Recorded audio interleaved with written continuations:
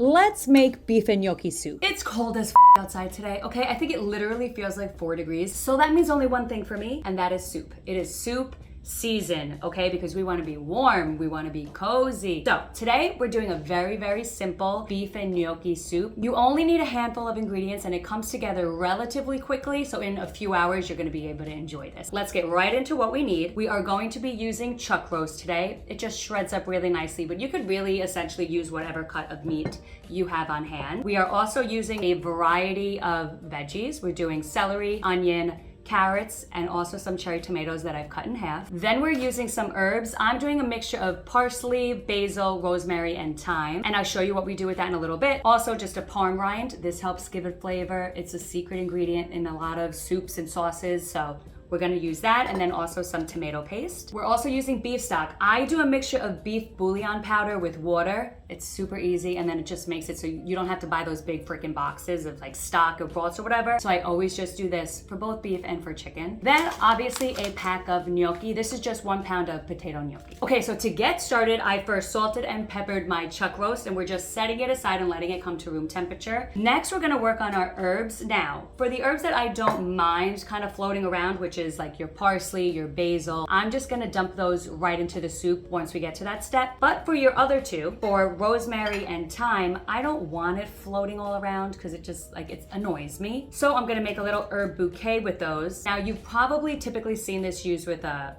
what is it called? Cheesecloth, right? And you take a cheesecloth, you put your herbs in it, and you tie it up with some kitchen string. But I found these like little herb cheesecloth tea bag things on Amazon. I'll link them below if you're interested. But I just use these. Bing, bang, boom, okay? So you're just gonna take your herbs. I like to just break them in half just so that they can fit. And now you have your perfect little herbs. You're gonna get all the flavor of them, but you're not gonna have all the needles floating around in your soup, okay? Nobody wants that. Now we're gonna get started. The first thing that we're going to do is just brown the meat, and then I'll show you the rest when we get there.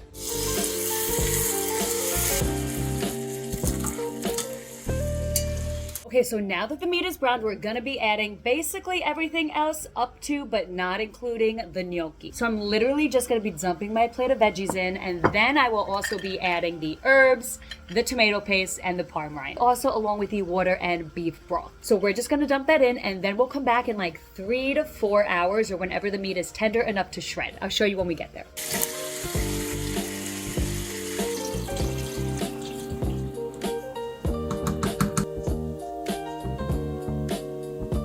Okay, so the soup cooked for about 3.5 hours, so I just took the meat out of the bowl. I also removed the parm rind and the little baggie that had the rosemary and thyme in it, just because we didn't need it anymore. Now the next thing that we're going to do is super simple. We're literally just going to shred this up. I like it to be classic, okay? I use 2 forks. Now when shredding this up, don't forget to pull out some of the super fatty pieces.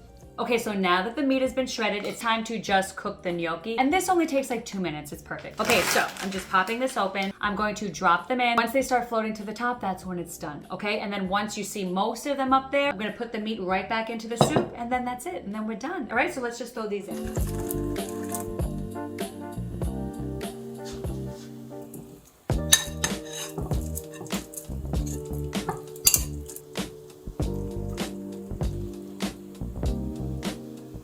Look at her, stop it. So I like to put a little bit of extra cheese on top, okay? I'm using Locatel. You could use this, you can use parm, you could really use whatever makes you glad, okay? I mean, look at her, we got some beautiful gnocchis, which listen, I love a gnocchi.